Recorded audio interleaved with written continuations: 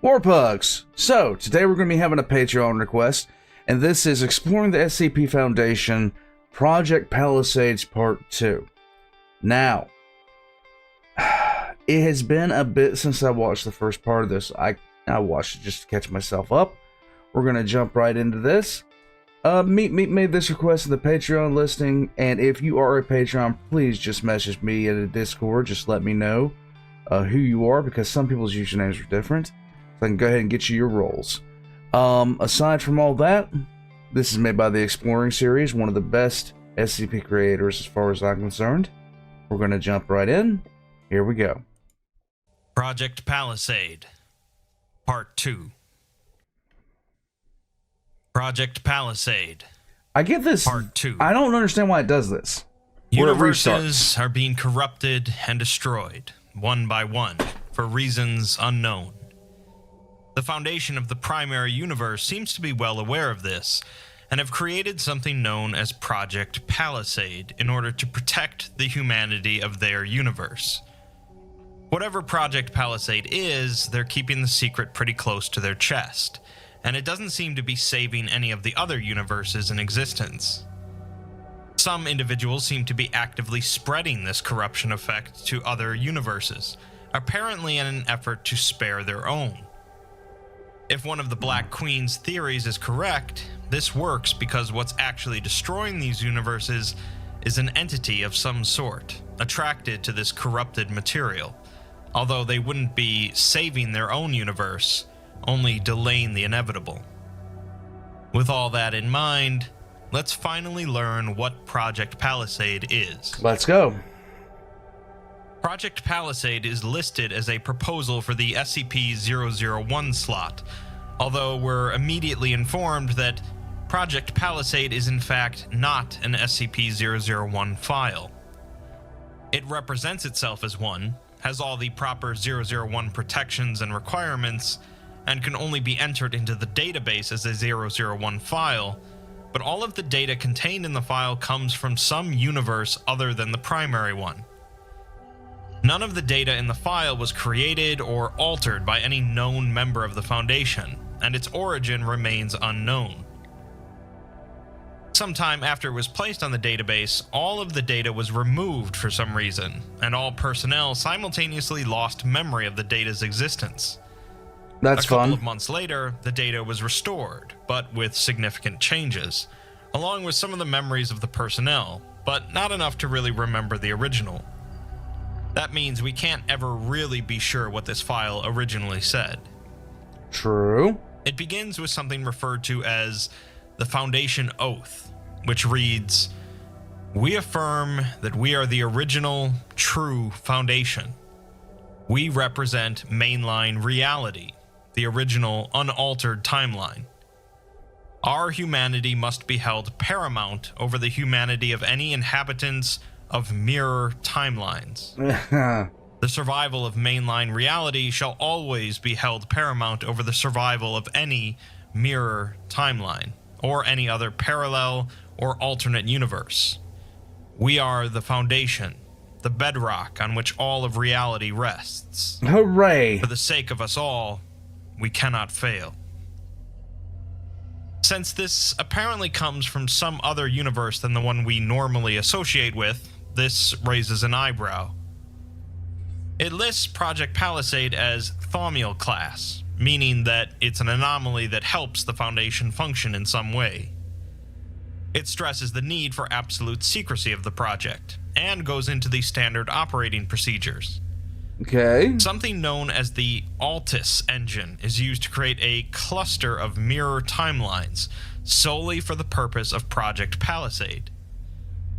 One of the Black Queens mentioned moving between clusters previously, so this must be what she was referring to.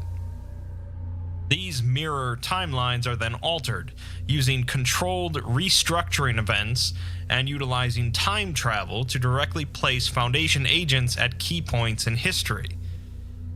The timelines are continually monitored and analyzed, with those with a high level of reality integrity selected for continued study, while those with a poor integrity level are designated as shield timelines. Oh, yay.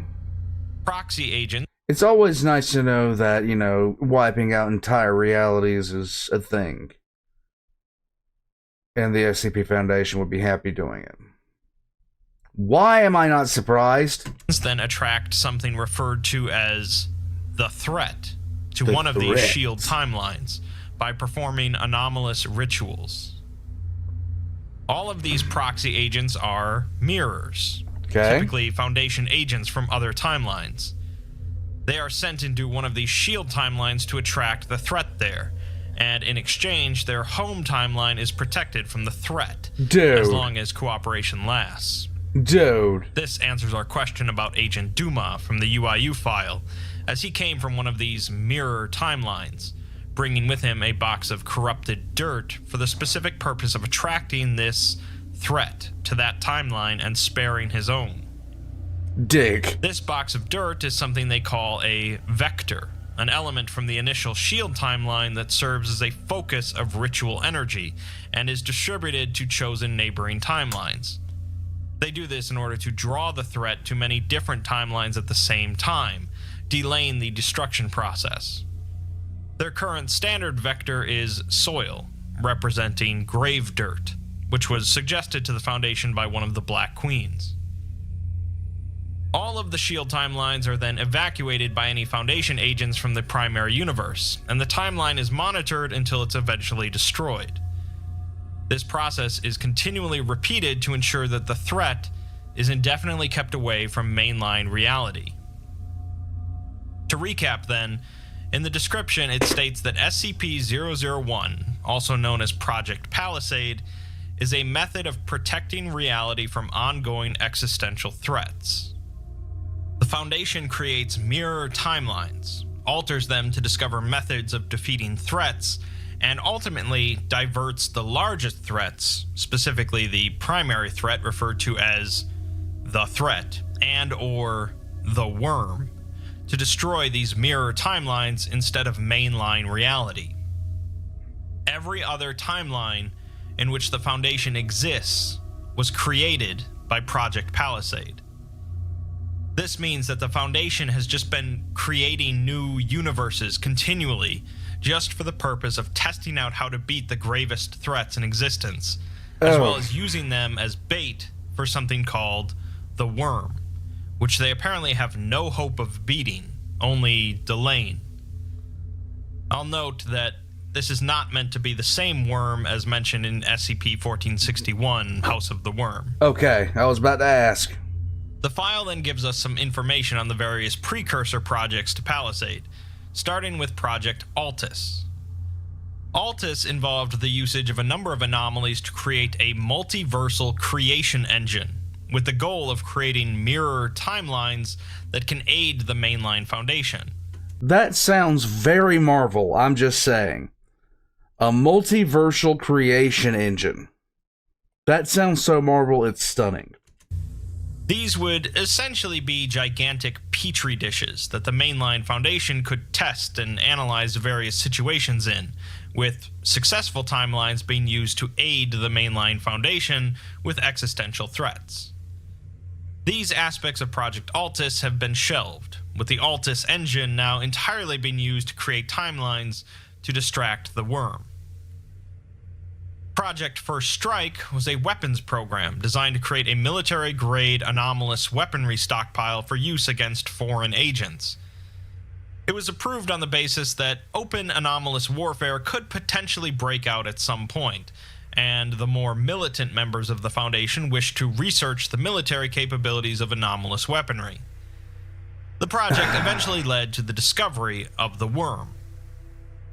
An interview with the site director after the project's dissolution provides a bit more insight, with Director Johnson referring to it as a glorified weapons program that seems quaint now, since it's been a long time since they've seriously worried about threats coming from home. Even at the time, it wasn't anything to write home about, as they had already been using things like SCP-914, the Clockworks, to make all sorts of anomalous weapons. Right. First Strike led to a large amount of cross-testing between SCPs, though, as some of the generals felt that they could learn things faster by knocking anomalies into each other, with Johnson comparing it to his daughter making her dolls kiss. Why would you ever want to put two things in the same area that may decide that they're better off knocking you? Now, I know this is done often by people who, like Mr. Illustrated animates a lot of this kind of stuff, where people are asking who would win, what would happen if, 999 ever encountered the mask, or, things like that. But it would be excessively... We don't want to try to do this. This is a bad idea. I'm just saying, don't mix and match things that want you dead.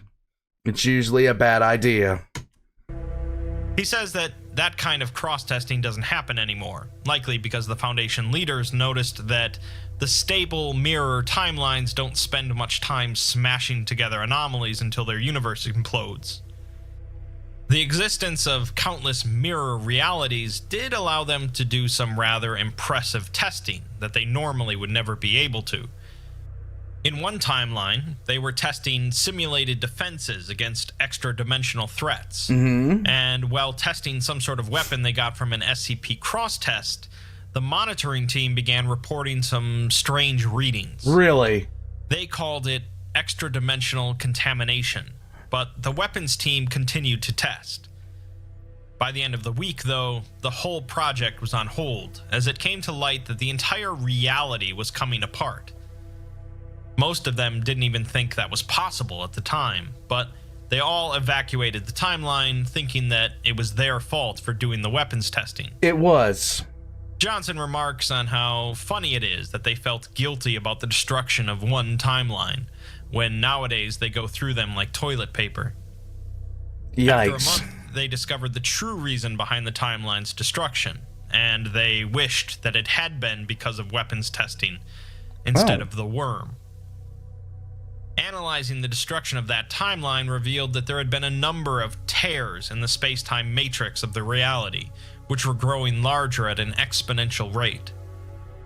The Foundation decided that there was no way they could attempt to fix the tears, and so they sealed off access to the timeline. 4 days later, the reality vanished, with similar patterns showing up in neighboring timelines.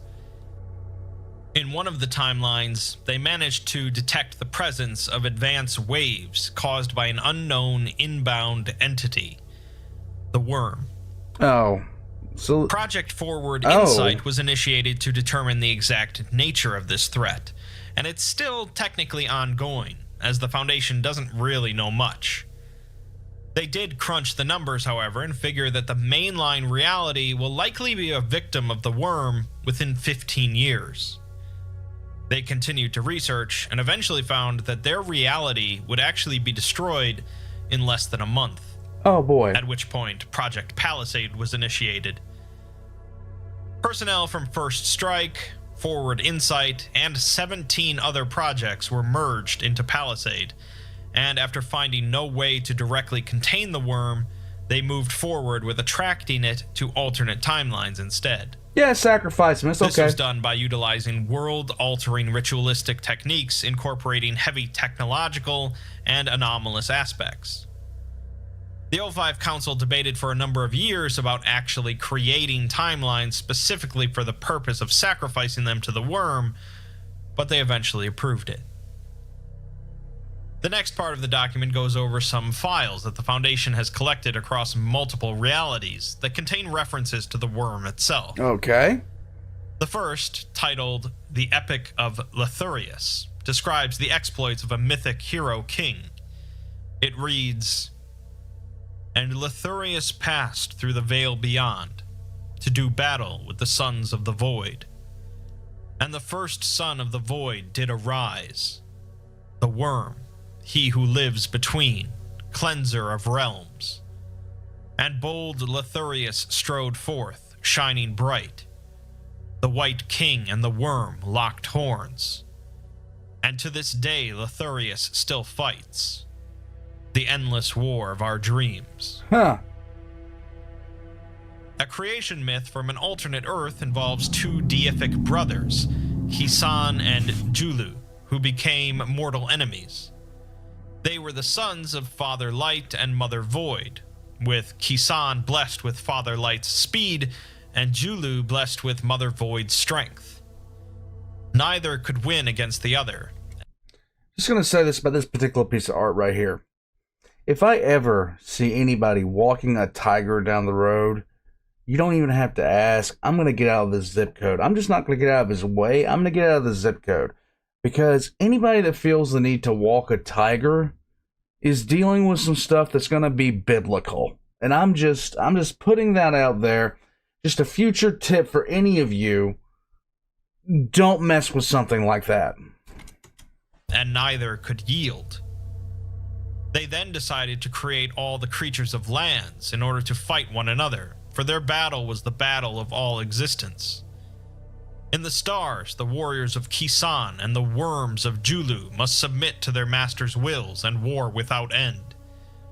They shall continue until the day when the sun falls into the ocean, the stars fade from the sky, and at last there are no more battles to be fought, and no more lands to be conquered.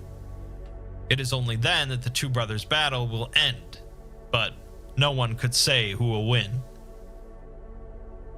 In another reality, a renowned seer and mystic wrote a set of religious scriptures that was ruled out of the religious orthodox for its controversial themes. The excerpt reads, "At the end of all things is the beginning, and at the beginning of all things is the start of the end." Great Smashing Pumpkins songs, by the way, I'm just saying. See how we can find meaning in the present. We must see the end, and lay its lessons bare. It is here, and only here, that we shall find our final and only truth. You see it before you, do you not? Bite into the cold, empty flesh, and feel the void inside. It nourishes not. The anguish, the struggle, and the final lapse, all was for naught. The cycle has continued over and over, but it is here, where the chain is broken, that the truth of its utter emptiness devours us whole. I have seen it all. I have watched as generation upon generation rises, prospers, declines, and falls. I have seen it all in the future, where eons may pass, and yet none realize the truth as our brothers and sisters in the sky begin to fall from their heavenly perches built of sand and lies. I have seen it as they are all plucked from the sky like a farmer scything his crops in the autumn, and with just as little malice. I have seen the lights in the house of heaven twinkle and slowly but surely blink out one by one. The stars do not dance in the great hall any longer, and the music of the ethereal dance has faded to a quiet whisper, soon to be silenced forever.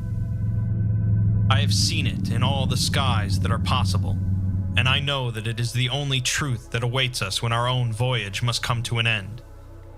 When the gods have tumbled from their thrones, and the light has left us for the void.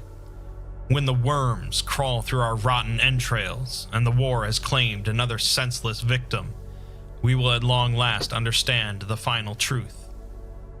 There will be no one left to weep for our passing. Little bit dark. Moving on, the Foundation did actually create an SCP designation for the worm, although it has since been removed. Okay. The file designated it as Keter class, although it really should have gotten something a little higher than that, and it was formerly codenamed Primary Existential Threat Alpha. It was renamed by a council vote to The Worm, in all capital letters, based on a recommendation by Esoteric Containment Systems. Huh. Apparently, The Worm is a good choice, as it's one of a selection of terms with cross-dimensional psychic resonance, meaning that a large number of realities mention threats referred to as the worm. Secondly, as worms are popularly perceived as being inferior to humans, they hope that this may aid in a reality-wide perspective shift, possibly allowing the worm to be better understood by human minds. They also accept the term the threat, as it seems to be what most people end up calling it. It describes the worm as an extra-dimensional entity that destroys realities/timelines, although they're really not even sure if it is actually extra-dimensional. They have yet to perceive the worm itself, only its effects, in which it causes realities to break down, ranging from disappearances of physical locales to disappearances of laws of physics, until eventually the timeline disintegrates entirely. This almost feels like The Reckoning. It almost feels like The Reckoning, but not quite. The Reckoning SCP, not the movie. They're not really sure how it even does this, but it does seem that the worm only targets unstable timelines, avoiding those with good structural integrity. Okay. By purposefully creating unstable timelines, they can thus draw the worm towards them, delaying their own demise. They have no other way to control the worm, and if left unchecked, they believe that it will certainly reach and destroy mainline reality before long. There are some in the minority, however, that believe by creating more and more timelines for the worm to eat, they're actually giving it more and more power, sealing their own demise. They believe that without this abundance of food, the worm would have burnt itself out in the vast emptiness between realities. The official Foundation stance on this theory is that it is unproven and extraordinarily dubious. Just ask an ethics committee what you should do. They always have some really good suggestions, in my opinion. That brings us to more information on the specific mechanics of Project Palisade. Okay, that looks cool. Starting with the various traits possessed by the mirror timelines. The timeline always begins as a duplicate of mainline reality, before the Foundation begins altering things. Oh. Anomalies are always present in the timeline, even if it doesn't appear that way. And civilization never has the capability of creating an exact copy of Project Altis. Some civilizations are allowed to create a similar project, but its capabilities are always altered to protect the mainline reality. Additionally, inhabitants of the mirror timeline are never able to access mainline reality, although there have been some exceptions. Okay. An entity classified as SCP-3812 in its originating timeline was able to ascend upwards through multiple levels of reality, including the mainline one, although it doesn't seem to have done anything by doing so. Did it say Another entity hey? present in a number of timelines, SCP-1985, is capable of spontaneously visiting different realities undergoing apocalyptic scenarios. It ended up in the mainline reality, possibly due to the imminent threat of the worm, and retreated from this reality before it could be apprehended. The mirror timelines also usually possess a number of other traits, although not always. The Foundation usually exists in the timeline's modern period, except for specific test cases, and they've usually existed since at least the 1980s, most commonly the 1950s, and often since at least the late 1800s. Okay. They are also usually a significant player in Earth's civilization. SCP-173 is generally a constant, contained by the Foundation and classified using the number 173. But SCP-classified items usually number in the thousands. Typically, in these timelines, SCPs are usually horrifying in nature, similar to mainline reality, though there are timelines where this isn't the case. This raises a whole bunch of questions. How would they ever know if they were actually the real timeline or the fake one? I mean, that would keep me up nights. World-ending threats are also usually present, but typically in forms which the Foundation is theoretically able to temporarily contain or survive. Most timelines feature the same SCPs as mainline reality, although there are gaps present in their databases if one doesn't exist. The Mainline Foundation often uses designations such as SCP-001 or SCP-1000 in these timelines to test out key variants of anomalies. Finally, both anomalous groups of interest, as well as reality benders, generally exist in mirror timelines. The Altus engine works by creating not just new timelines, but actually creating clusters of connected timelines. Clusters always have either low variance, This is high a bad interconnectivity, idea. or rarely both. Low variance means that the timelines will be very similar to one another, such as the only differences being left-handedness being more common than right, or holidays a day later than normal. High interconnectivity means that the timelines are connected in many ways, allowing for short-range interdimensional travel, most commonly through ways or portals. The cluster that the mainline reality is in is high variance and high interconnectivity. Most of the neighboring timelines didn't even feature humans at all, but the interconnectivity allows for numerous anomalous gateways. Most of their cluster has already been destroyed by the worm. Hooray! This brings us to a discussion about the structural integrity of each of these timelines, and what it means to have a high or low integrity. Okay. Truth be told, the Foundation doesn't know what exactly it is that gives a timeline high integrity or low integrity, but they can say one way or another which it is.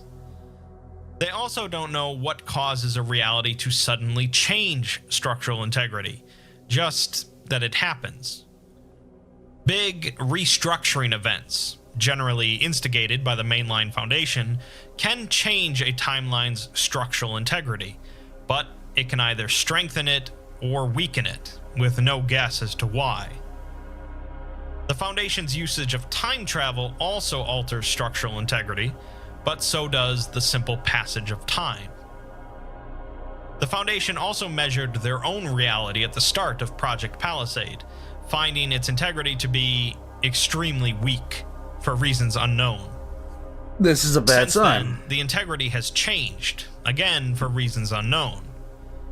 Only the O5 Council knows how strong the integrity of the reality is at this point, and they're not sane. Of course.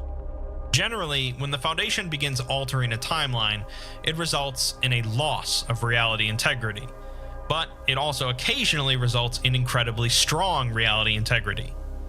Okay. This raises the question of just moving the mainline humanity from this reality to another one that's really stable. The problem with this is that that act would likely result in a massive change to the reality's integrity, possibly painting a big target on their backs for the worm. Right. Instead, all mirror timelines, regardless of integrity, are to be used for various purposes for Project Palisade. But once again, how do you know that yours is the primary one? That's the biggest question. Nobody asked that? That is what they were made for. A doctor in charge of things says that even he doesn't know how many mirror timelines have been destroyed so far, comparing it to drops of water in the ocean. Shit. Project Palisade was first implemented in 2007, utilizing SCP-173 as the baseline for the first test runs of new timelines.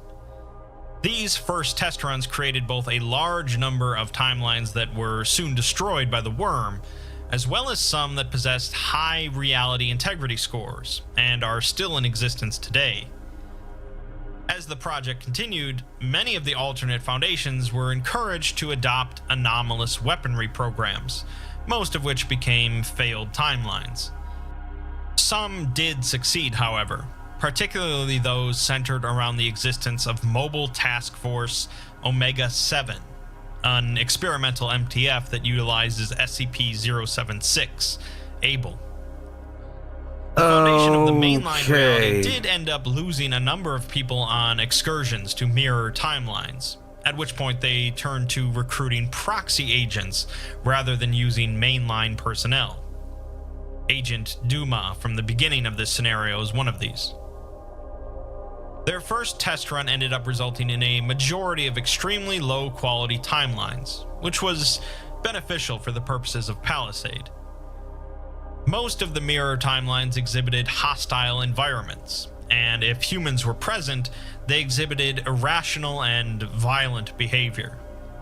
How is that different? A number of clusters also simply vanished without a trace or explanation, perhaps due to the worm or perhaps due to other reasons. Their next test run of timeline creations continued to use SCP-173 as a baseline, along with a few other key variants, such as SCP-529, Josie the Half-Cat. By 2008, they had moved on past the test runs and were now creating timelines en masse. They had also standardized the rituals for altering the timelines, and had began using a number of key variants to distinguish different timelines, classifying them as SCP-001. This would be the explanation for why there are so many proposals for SCP-001. Later, in 2011, they began adding more key variants in specific 4-digit slots, 1000, 2000, 3000, etc. In 2013, they began experimenting with creating timelines based not around a specific SCP, but rather around different scenarios, or canons, such as the End of Death. I love it. They also expanded the focus on items held or assessed by other anomalous groups of interest. The O5 Council has been asked multiple times of why they continue with Project Palisade rather than focusing on protecting mainline reality from the worm. The answer is pretty simple though, of course, and that's because Project Palisade works, and they don't care about other realities as long as the mainline one is safe. If it ain't broke, don't fix The it. file for Project Palisade ends with some text from an unknown individual that has been commenting at various points throughout the document. It reads, "Sometimes I dream there's a greater foundation out there. A true, original foundation without the endless horror of what we've done. A reality not rotten and mundane and disappointing. A foundation that actually deserved to survive, deserved to be the first. Sometimes I think we're all just caught up in a fever dream, like we're all in a bottle somewhere being experimented on by some outsider, seeing what the Foundation would do, given all the power we could imagine, and an excuse to justify anything. Yeah. Sometimes I wonder if this is why no one has come to stop us. If not God or gods, surely there must be something out there. Surely there must be something that values the infinite, uncountable lives we've sacrificed. Unless those lives and those minds are only shadows on a wall. Unless we are manipulated like puppets, the way we manipulate everyone else. But wouldn't that just be too easy, if I never did any of the things I know I did? What gives us the right to do this? Are we the first? What if there are 1,000 mainline realities and 1,000 Project Palisades? What if there aren't? What if there are other mainline realities, but we're the only ones with a Project Palisade? If we're the only ones who ever made all of you, how would we ever know? If you're reading this, you're part of the wall. I just want you to know that I'm sorry, but not sorry enough to stop. Yeah, there you go. We don't die in the dark so you can live in the light.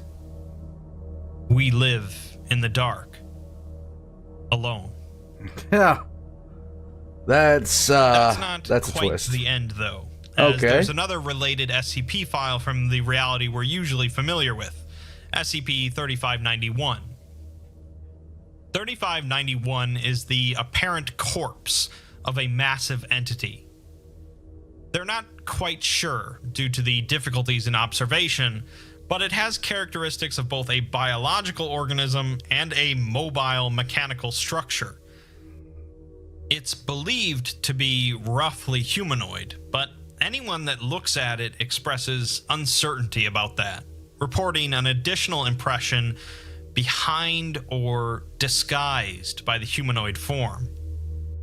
People usually mention a fallen tower, a moving chasm in the ground, a spacecraft resembling a cetacean or other large animal, a faraway figure with its back turned, and a partially broken moon. Beyond that, the Foundation can confirm that it is physically massive, able to cover hundreds of square kilometers. It possesses limbs, some of which most likely could be used for locomotion were it alive, and it's capable of distorting reality, both of itself and where it's located. Right. As for where it's located, it's in the remains of a suburb in California, where it reportedly fell from the sky or from somewhere unknown, destroying the town and surrounding area. Everything about its arrival is inconclusive due to the difficulty people have in perceiving it. Some described it as a crashing spaceship or UFO. Some described it as a falling giant. And some described a hostile military engagement that resulted in its death.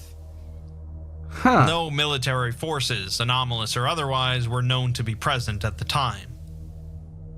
A small number of the witnesses recall watching it die, but can't specify any details.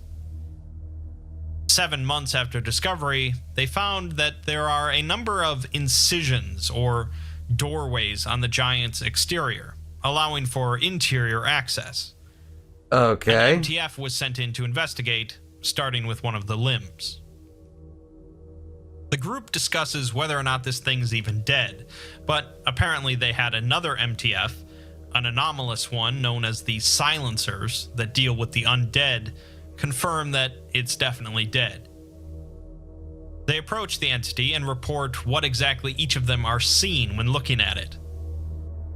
One sees a giant face and arm, but she can't make out the rest of it, remarking on the size of the entity. She says that its face looks like a classical giant, almost human, but she can't say exactly what makes it not human, as if it might have bug eyes and feelers at any moment. For me, one of the best ways to get me is the uncanny valley. Something that looks human but isn't human. The uncanny valley is one of the most terrifying things for me. That's why I like Slenderman and all these other kinds of things, because they look just human enough to pass the test until you really start looking at them. Another member says that they see a starship, like something from an old sci-fi novel or Star Trek, with big sweeping curves. They also say that it looks damaged from battle, but it's kind of breathtaking. Another sees a roughly humanoid form superimposed over a fallen tower, reminiscent of a ruined medieval castle, but futuristic or alien in a way. The fourth member sees a shifting image of a moving city, half broken and made of brightly colored crystals and stones, but also sees a void in reality, a dead snowy forest, and a huge infinite pit with a cracked glass pathway over it. The team continues on to one of the incisions in the limb and remarks again on what they see. One sees it as a gaping wound, another sees it as kind of a incision but also a crumbling stone doorway, the third sees it as a damaged spaceship entrance, and the fourth sees it as a crystal archway, or a gap in the trees, or a tunnel into a cavern, or a void on all sides. This dude was smoking peyote. All of them thus remark that it's damaged in some way, and not a natural opening. As they enter into some sort of hallway or pathway in the limb, they continue to see different things, either an organic interior, or a cracked stone hallway, or a futuristic metallic one. The fourth member, who has been shifting between a number of perspectives, can't seem to resolve any one image anymore, blaming it on her extrasensory perception training. It could be a sort of defense mechanism, or it's just not from this reality at all. The feed with the MTF cuts out for a minute, and when it comes back, all of the members are seen staring at one another in surprise. They report that they all experienced something like a noise or an echo. They experience it again a short time later, at which point they feel that the interior of the entity is growing smaller around them. Get out. A third cutout occurs, and when it resumes 11 minutes later, the camera feeds show the team running through empty space. The feeds cut out again for 36 minutes, at which point they're seen exiting from the entity, exhausted. None of them can recall what exactly happened, but they did manage to retrieve a sample from the interior. It seems to be the corpse of a non-carbon-based life form, the size of a small dog, with 13 legs, a chitinous exoskeleton, and no head. Around 2 days later, it was discovered that the entrance they used in the limb was closed, so the team volunteered to head straight into the body this time. Okay. The video and audio feeds were in even worse shape for this trip, so a lot is cut out. They come across a large area with no visible walls, and the ground is littered with an assortment of corpses. Later, they come across a large, complex, floating device of many moving metallic parts, with one side heavily charred and partially melted. Curiously, all of them perceived the device in the exact same way, unlike... Well, it's about time they all started seeing the same thing. Normally, you want to run away once you start seeing different stuff. Everything else here. Later, they're seen standing at the edge of a massive drop-off with no bottom visible. The one member with the shifting view sees a glowing, thin object in the center of the void, stretching vertically across the entire view. Scattered around the team are numerous unidentifiable objects that seem to be alien devices. The team is heard conversing with one another, although the audio continues to cut out. The member that can see the thin light says that it's the first thing here that she can understand, since her brain can't process seeing so many things simultaneously. Everyone else that sees different things here is only seeing part of the truth. She suspects that something is trying to make people understand what happened to 3591. Possibly something on a lower level of reality than 3591, but still a higher reality than humanity.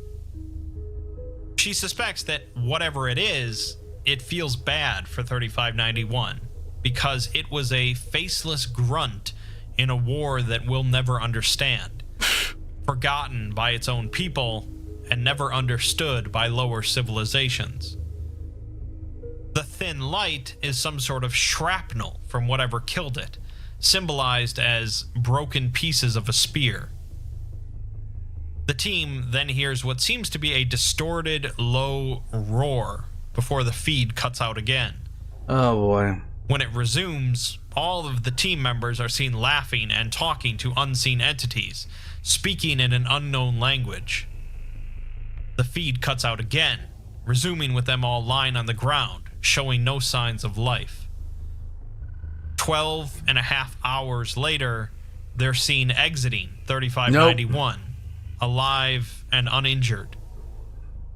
They recall little of what happened inside, even of the stuff recorded on video. Analysis shows that they are indeed the same members that went in, but they also did die for between 13 and 16 hours before being brought back to life somehow. Say no, they no, each no. recounted that they experienced some sort of drastic mental effect, which killed them, but they couldn't recall the details. Perfect. They state that there are living entities inside of the giant, possibly dangerous ones, and they claim that they were in there for a week. They each feel a strong personal drive to go back in, and so after a mandatory 3-month leave, they're sent back in, to the head this time.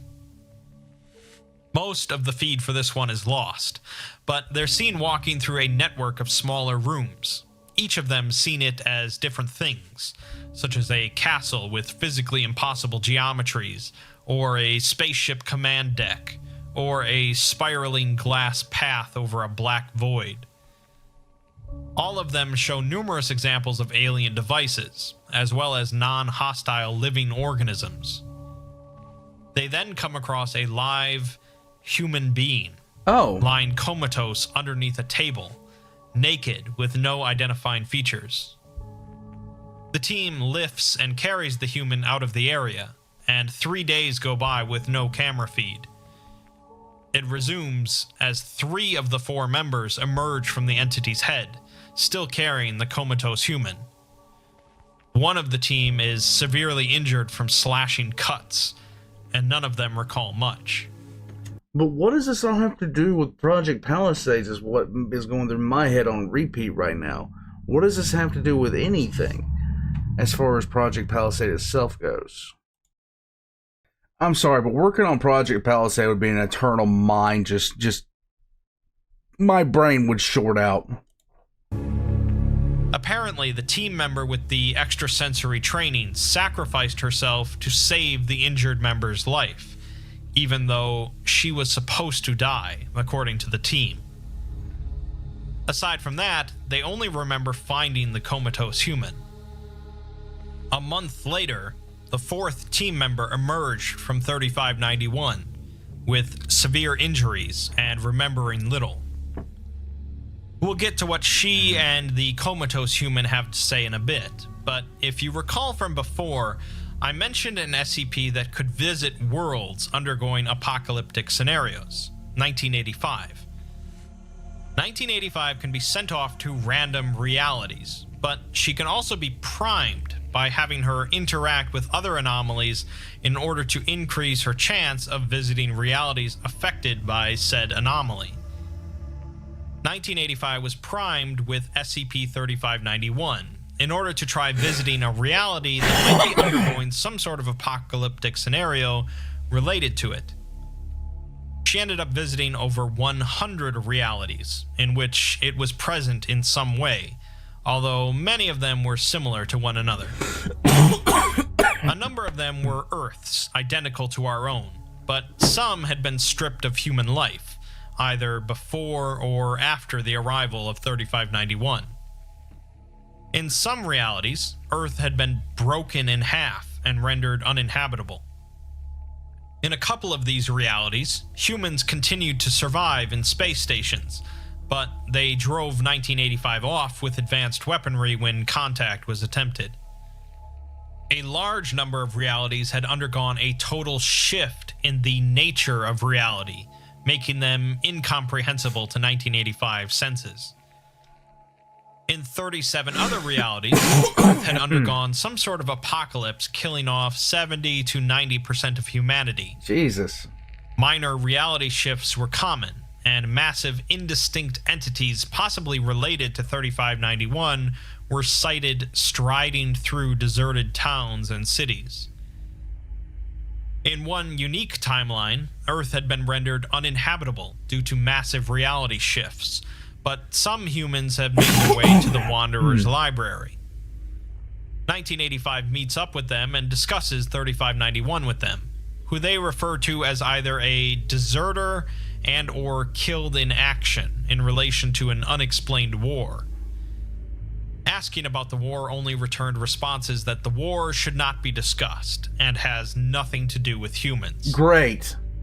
They also claim that 3591 is a single, consistent entity across all realities in which it appears, which explains why it's seen dead and inactive in every reality visited. In another unique timeline, there doesn't seem to be an apocalypse going on, but 1985 encounters a group of unusually active Foundation personnel. They seem unusually angry and disturbed to encounter 1985, repeatedly referring to themselves as mainline reality and questioning how 1985 could have accessed mainline reality. They refer to 1985 as a mirror instance and demand that she remand herself to their custody, but 1985 returns home instead. Right. She does, however, verify that 3591 is present in that timeline, and the Foundation there has built a massive titanium-laced concrete bunker around it. We heard about this encounter from the mainline Foundation's perspective, so it's interesting to see that they are also very well aware of 3591's existence. Agent Blue, the MTF member that returned last from 3591, says that she doesn't think that 3591 has ever been on Earth before. It's an entity, but it's also a machine, and a place, and a structure, and maybe even a world. Humans see it mainly as a humanoid because that's what we're most familiar with. She definitely thinks it's dead, but says that it doesn't die in the same way we do, instead leaving behind an imprint. She communicated with this imprint in a way, but can't really recall much or even describe what she can remember. She also says that it was killed by something else like it, but she doesn't think that it's a god. She knows all about gods and believes that 3591 is beyond gods, instead describing it as a sign of things to come, things we don't understand. Unless they figure out what's going on, their reaction is going to be very stupid. Thankfully, the comatose human eventually woke up after 9 months and had some answers. Okay. He seems to be an ordinary human in poor health that likely used some anomalous techniques to survive. It's also clear that he came from an alternate universe or parallel dimension. Initially, after waking up, he spoke in several unrecognizable languages and laughed hysterically, before eventually beginning to recognize English phrases and finally returned to fluency. He refuses to give his name, but says that he is a human, coming from a reality largely indistinguishable from this reality. He is aware of the Foundation, although he refuses to clarify his relationship with them. He also claims to have changed his physical and mental form in order to escape, although he doesn't clarify what he was escaping from. He seems to believe that this reality is his home reality, and so far the Foundation hasn't tried to dissuade him of this belief. He claims to not remember the details of how he ended up in 3591, but says that it wasn't a surprise. He says that he's a stowaway, just like everything else in 3591. He can't explain what 3591 is to them, as even showing them the things he's seen would break their minds, and in the end, it doesn't matter. He says that the giant isn't special, comparing it to a woman stepping on an anthill. To the ants, the woman is the biggest thing that's ever happened to them, but the woman isn't special, as there are plenty of things in the world bigger than the woman. It's just that the anthill is even less special. He says that the giant isn't dangerous, since it's dead, or at least it's not dangerous on purpose. Right. He tells the Foundation to re-examine their data if they think that it's causing apocalypses. He then goes on to discussing the war that killed the giant, describing it as a war being fought by things we can't even understand. This giant, even though it's bigger than gods to us humans, is just the lowest of the low, faceless army grunt in this war. It didn't come here for any special reason. It was just killed in battle and fell to Earth. He moves on to discussing World War I and how terrified the soldiers must have been upon first seeing the effects of mustard gas, or the first tank. Right. He says that we're not the soldiers. We're not even the civilians watching as their homes burn. Instead, we're just the rats and mice whose nests the tanks crushed on their way to the battlefield, or the rabbits whose burrows were accidentally filled with mustard gas, or the bugs crushed beneath soldiers' feet on their way back to the trenches. The rats, rabbits, and bugs may believe that the soldiers and tanks exist just to destroy them, but they're just stupid, like we are. He then says that he knows all about the worm and Project Palisade, and says that he knows what they think the worm is, because he used to think it too. That the worm is some sort of ultimate destroyer god. He claims that it's not, though, instead comparing it to a military drone strike, one that misses and hits some random civilians. The worm wasn't ever even aimed at us, as the gods above gods above gods fired it at something actually important and missed. From what he's learned, the worm isn't even on the level of a missile, comparing it instead to a thrown rock in a war that uses bullets and tanks and nukes, and it just so happened to ricochet in our direction.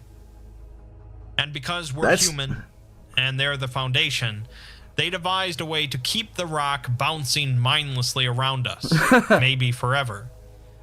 It'll never stop bouncing, because we aren't even on the level where we could just step aside and avoid it. He says that he left all of this behind, hitching a ride on one of these faceless grunts to slip away from humanity. He then realizes that he's not actually in the mainline reality, and he's been telling all of this to one of the mirror timelines. He ceases to speak from then on. And so the Foundation we're accustomed to continues on in ignorance of their place in the hierarchy of realities, just one of countless foundations created by one that believes itself to be the one true foundation. Whether or not it is or isn't really relevant, as they likely all believe they're from the mainline reality. Truth be told, there might even be more than one that's pumping out countless mirror timelines. The Foundation behind Project Palisade will continue to make new timelines in order to keep the worm from destroying them, as well as utilizing them for all sorts of testing.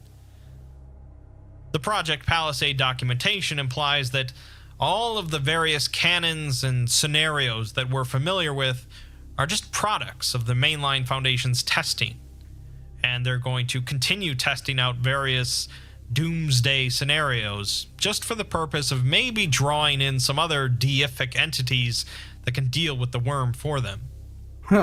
All the while, they're nothing but the most insignificant of insects compared to the entities doing war above them. They've put up a workable palisade to defend against the rock thrown in their direction, but they're certainly not prepared if the bombs start falling.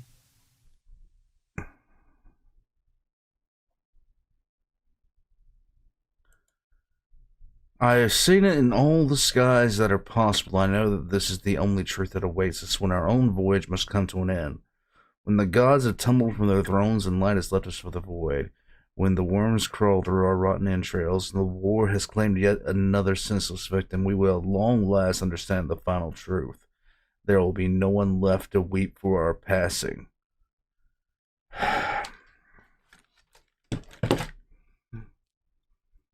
Okay. I like this one for one simple reason. If you've known me for more than a little bit, I'm a big fan of, the concept of the idea that we are not alone in the universe. But I take a dimmer view of things than some people do, because my whole thought process is, we are an extremely arrogant species. We wear our arrogance on our sleeve, and it's actually kind of redundant how arrogant we are. For instance, we monitor for radio waves. And I understand the concept, but I watch things and I listen to people talk, and I hear them talk, and it's like, what possible reason would you have to believe that an alien civilization that knew to look for somebody would, or that was out there in the first place, would even bother, like, with something as primitive as radio waves, like as primitive as monitoring certain frequencies for it? What if they had a different technological approach altogether? And what if they were so far ahead of us that they didn't even consider us sentient life? I mean, these things... Hello, cat. What do you want? It's either one or another. Get down! Excuse me. Warpugs. Project Palisade hits on that because it basically tells everyone, calm down, you're not that big of a deal. You're not that big of a deal. Learn some humility. Warpugs, thank you to Meat for recommending this one. This has all the elements of SCP that you come to know and love. 1, mass murder. 2, universe-shattering events. And number 3, finally, the one that hit it for me was, you're not that big of a deal. And there are things a lot more powerful than you. Warpugs, I'm going to head out from here. All the Exploring series links are in the description down below, right next to my own. Check them out. Subscribe to him, subscribe to me. And I will catch you guys next time. It has been a long time since I slept on an actual mattress, and I just got my mattress in the other day. So right now I hear it calling to me, and I might respond to the call. Until next time, Warpugs, I'll catch you.